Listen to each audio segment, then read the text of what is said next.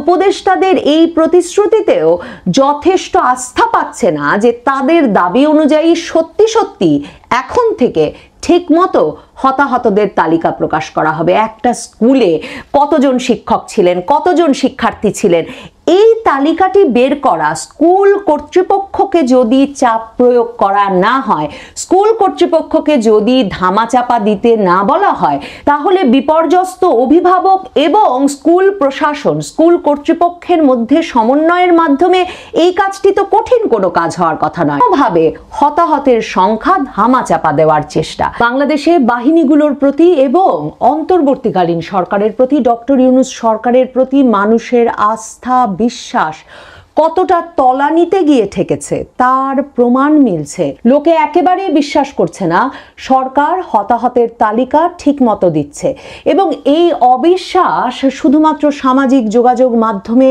এই ঘটনার সঙ্গে অসংশ্লিষ্ট বা সম্পর্কযুক্ত নয় এমন ব্যক্তিদের কাছ থেকে আসছে তাই নয়।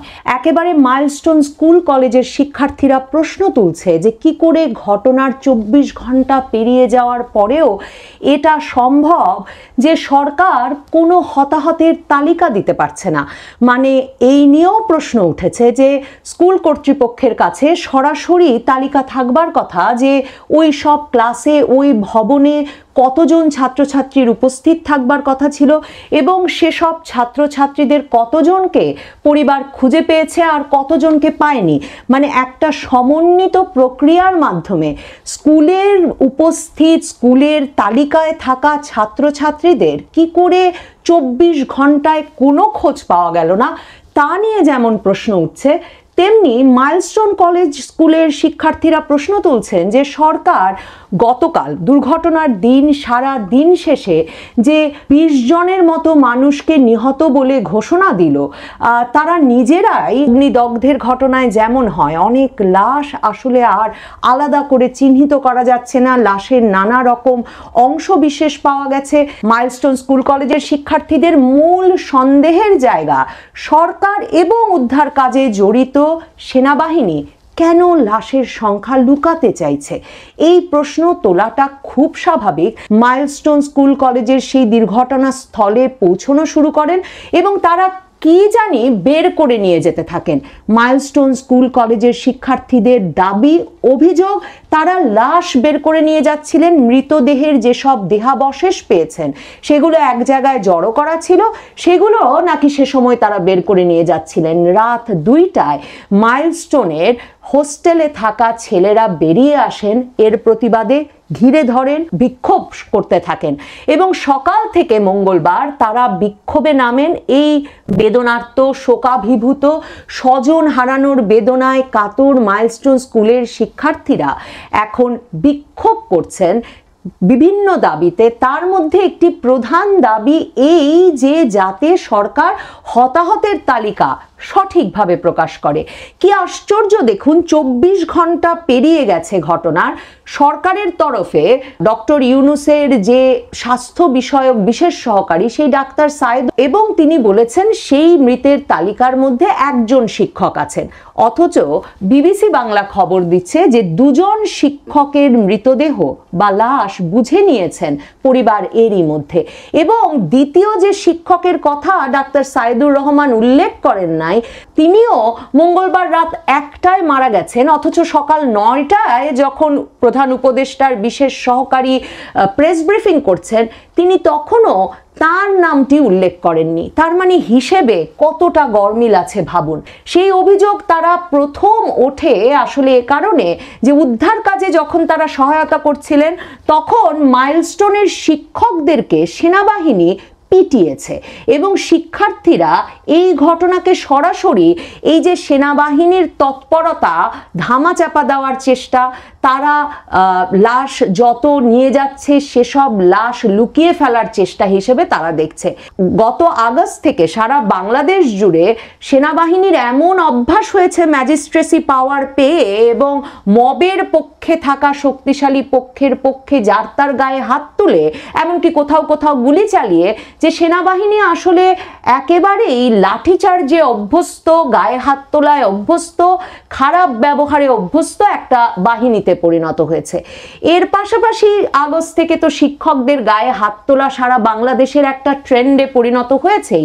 কাজেই মাইলস্টোন স্কুল অ্যান্ড কলেজে এত বড় দুর্ঘটনা ঘটে যাওয়ার পর সেখানে যখন উদ্ধার কাজে শিক্ষার্থীদের মনোবল জগাতে শিক্ষকেরা উপস্থিত ছিলেন, সেই শিক্ষকদের গায়েও হাত তোলার সাহস করেছে সেনাবাহিনী। কাজেই মাইলস্টোন স্কুল কলেজের শিক্ষার্থীরা ফুঁসে উঠেছেন। তাদের সঙ্গে আছেন প্রেস সচিব শফিকুল আলম। তখন তারা ঘিরে রেখেছেন এই উপদেষ্টাদের এবং তাদের যেসব দাবি আছে, এক, হতাহতদের পূর্ণাঙ্গ এবং সুস্পষ্ট তালিকা, সত্যি তালিকা প্রকাশ। তাদের দাবি আছে সেসব সেনাবাহিনী সদস্যদের বিরুদ্ধে ব্যবস্থা নিতে হবে যারা তাদের শিক্ষকদের গায়ে হাত তুলেছে, এবং তাদের 24 ঘন্টার মধ্যে।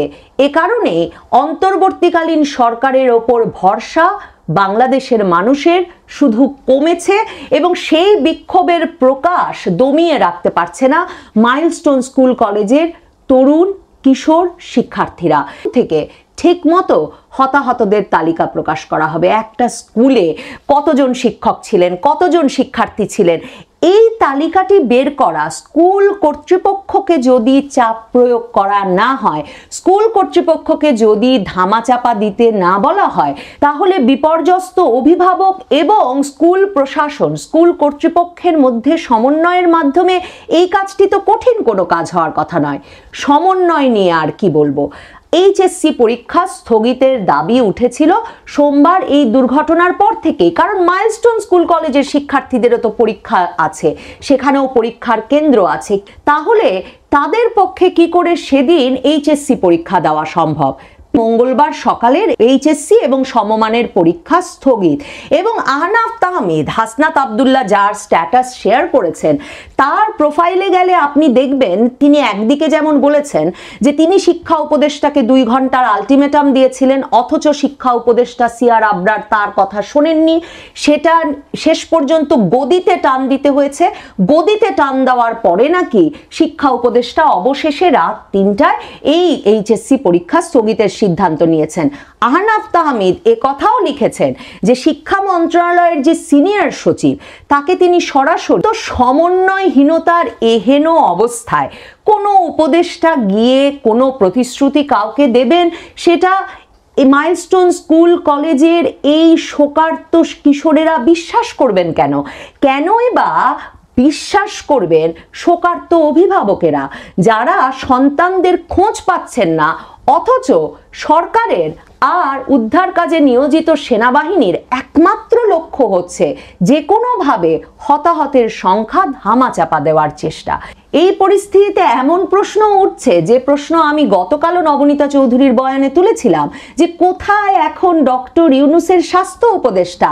গ্রামীণ ব্যাংক থেকে এনে যিনি তাকে চাকরি দিয়েছেন, আজ পর্যন্ত আমরা তার চেহারা দেখিনি। নূরজাহান বেগম, যিনি 5 দশকের বেশি সময় ডক্টর ইউনূসের ডান হাত ছিলেন, যার এপিএসরা গত কয়েক মাসে 1000 কোটি টাকা লুটপাট করে শেষ পর্যন্ত চাকরি থেকে একজন সরেছেন, আরেকজন দেশ থেকে সরে রাশিয়া গেছেন, সেই ব্যক্তিকে আজ পর্যন্ত 24 ঘন্টা পেরিয়ে গেলেও হাসপাতালে দেখা যায়নি।